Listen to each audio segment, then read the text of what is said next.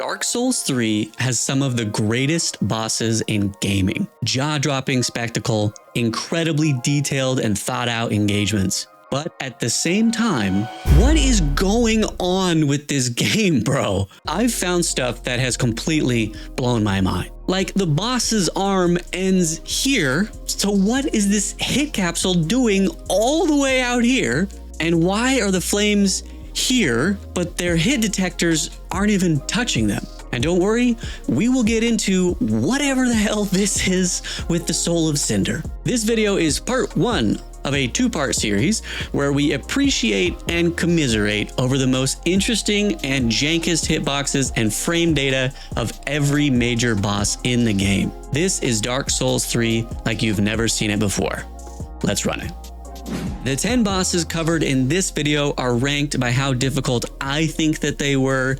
This is all objective fact, and I will argue with you in the comments. First up, High Lord Wolnir. Much like your actual grandpa, Grandpa Wolnir's body is significantly grosser than you ever imagined. But the main question people have is how close can you get to Gramps without it starting to smell like farts? He's like a big slug, leaving behind a trail of death, but you can actually go into the fog a bit before connecting with the damage hit detector. Directly in front of him is actually not as dangerous as you would think. For his Smoker's Lung AoE attack, you can actually just hang out to the side between his body and where the smoke is expanding. Totally safe.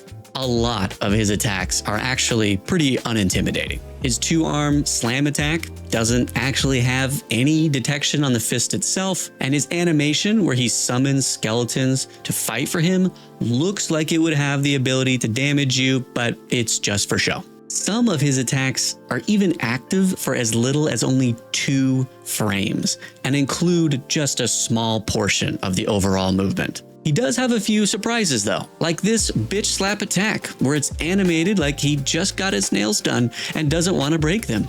Okay, queen. Or the fun fact that his sword never actually leaves his hand. It gets duplicated to get used as a projectile, while the sword on his model just gets hidden from the player. All in all, I think my actual grandpa would put up a better fight than this guy, leaving him as the easiest boss in the game. Yhorm the Giant. This is kind of a gimmick boss where you have to use a certain weapon to do any meaningful damage to him. But there is one thing about him that drives me absolutely insane, and I'm open to suggestions as to why they did this. Some of this dude's attacks look totally normal. As they swing, then a larger hit capsule is triggered to create an AoE explosion. Everything's fine, nothing to get upset about. But then there are these kind of attacks. We're swinging along, all is well, and then why did that just triple in size? Sometimes it looks like it's meant to be a late AoE of smashing into the ground, but it also does it on upswings for absolutely no reason at all. I'm pretty sure they just set it to happen on all swings at a fixed timing, regardless of the attack or whether it collided with the ground or not. So basically, if you roll with his weapon, be prepared for it to triple in size out of nowhere. Also, I was kind of bummed to see no hit detection on the crumbling pillars. You can let me know what you think, but it could have made the fight more dynamic and the giant more imposing if destroying his arena was an actual threat to you. In his phase 2, he even has these massive flame effects on his swings, which don't actually add any danger, not like the massive hitbox at the end for no goddamn reason. It's never going to make any sense to me. Moving on. Vordt of the Boreal Valley. This boss fight is basically that Tyson versus Jake Paul fight. You expected an epic slugfest, but now that it's in the past, the only thing you remember is how focused the entire thing was on the big guy's ass. Everyone knows you fight this boss staring right at his big old booty cheeks. All of his attacks are focused on the front side, and his phase 1 doesn't include a body hitbox on his swings. Even in phase 2, when it adds a body hitbox, it still leaves his backside as an open target, branding him as an overall easy boss. Piling onto that, he literally has multiple attacks that are active for just a single frame. Even one where the weapon hits the ground first, then a single frame hitbox fires.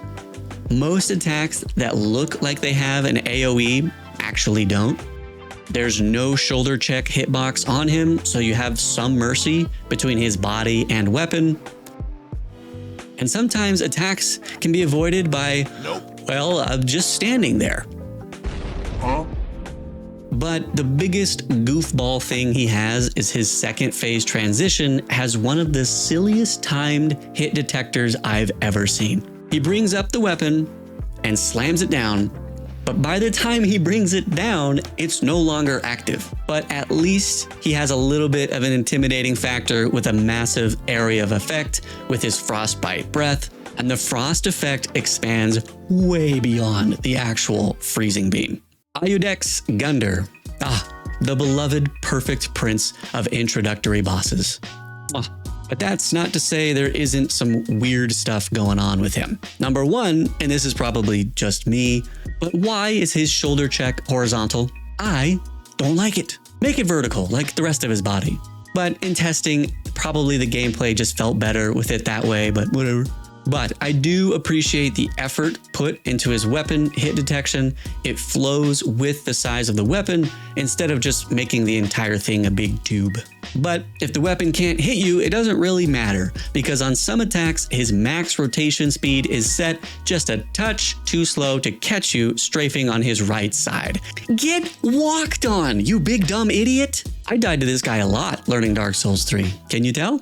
Anyway, here's what it looks like when he punched you in the face too.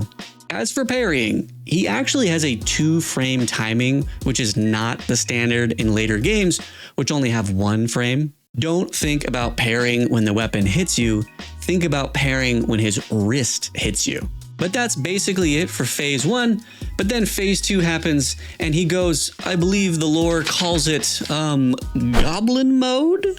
And good lord, does he have hitboxes for days. His weapon gets a massive upgrade in size. His parry frames drop down to 1 frame instead of 2.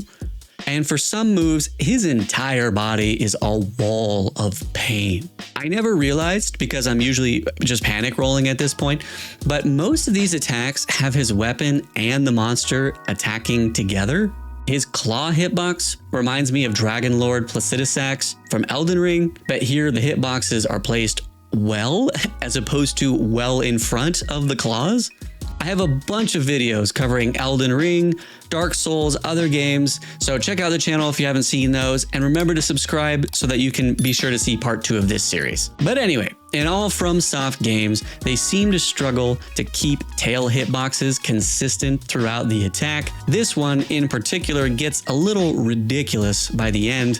And lastly, anyone that plays these games is familiar with the teleporting grab attacks. If so much as a toe hits the grab, you get teleported into it. Gamers love it. Nobody's ever complained about it. Don't change a thing, FromSoft. But at least Gundyr's grab is one of the smallest I have ever seen. Compare that to some of the newest bosses in Souls games. They had mercy on us back in the day. Curse-rotted Greatwood. Holy hell, this thing has its Woodussy out and everything. God damn. This boss is gross, dude.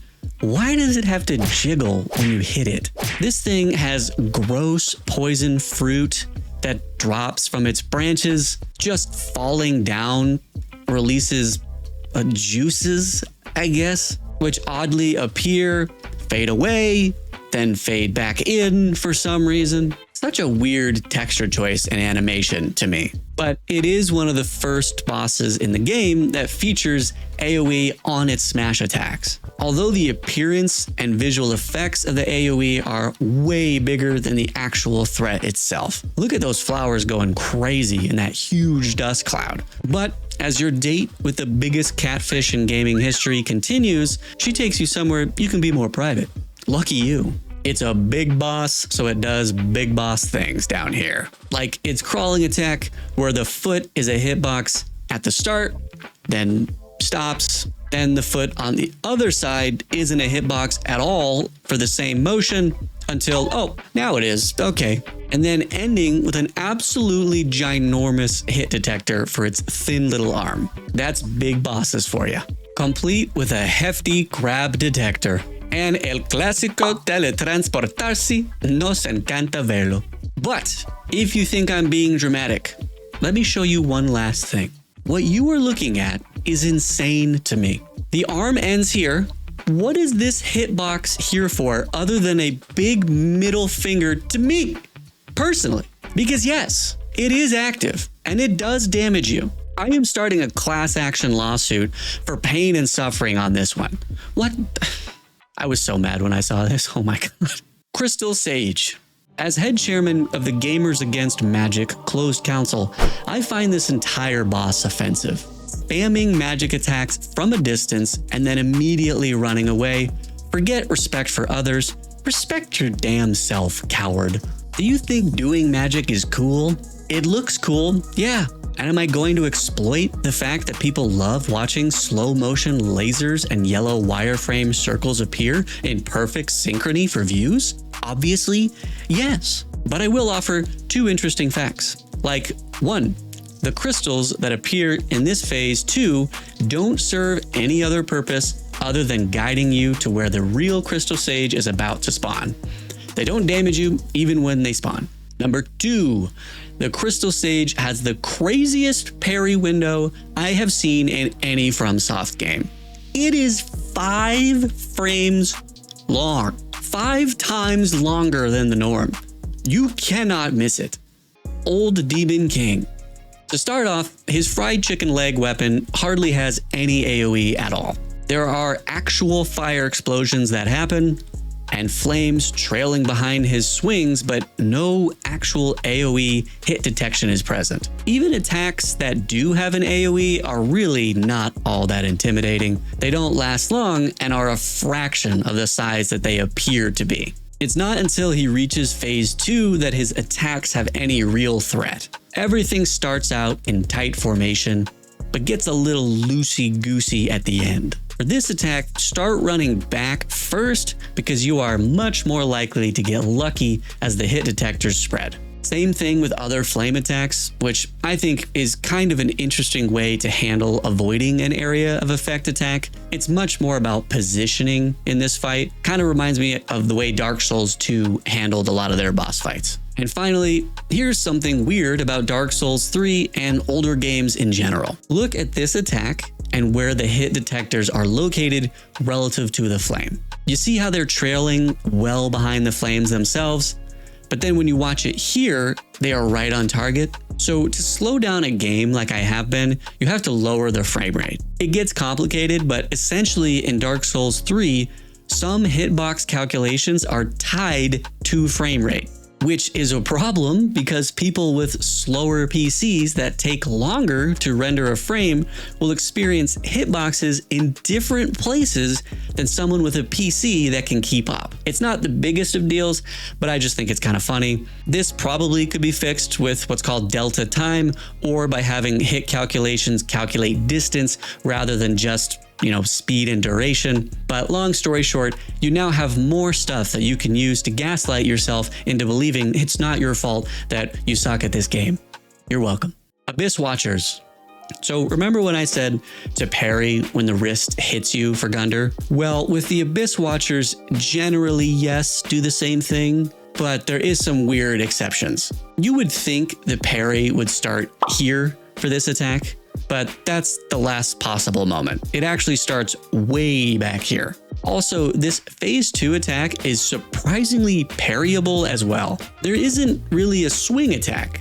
He's just scraping fire on the ground, so when would you guess that the parry is? Right at the very beginning, just as he starts running. Just kind of odd. But what's really bizarre is where they place the fire hit detectors in his phase 2. I got hit by flames constantly in this fight. The hit detectors aren't even touching where the flames appear visually. You space your roll through the flames, but in reality, you rolled right into them. I'd love to hear people's opinions on why they would choose to do it like this, because this is some of the strangest intentional placement of hit detection that I've seen in any FromSoft game. To make things stranger, certain attacks have the exact same visual cues, but don't have any flame detection at all. And to add insult to injury, this boss stole my wife's signature move. Just lying there is a Babe 2 trademark. Lawyer up, assholes. The babes are coming for you. She's gonna kill me for that one. Pontiff Sulyvahn. People think this boss is difficult, but honestly, just get your parry timings down, guys. I personally just use cheats to perfect parry. It's really not that hard to get good. But I guess if you don't have cheat engine installed, just know that you can only parry his flame sword. At least that's what everyone on Reddit seems to think. But guess what? For some damn reason, you can parry his dark sword only on this backswing attack. Why? I have no idea.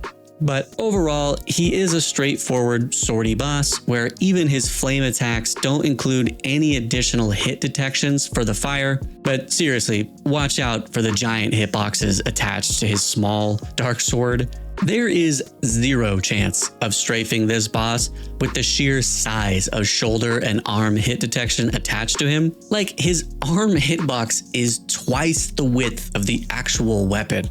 It's nuts. And his grab detection includes those arms and shoulders, by the way.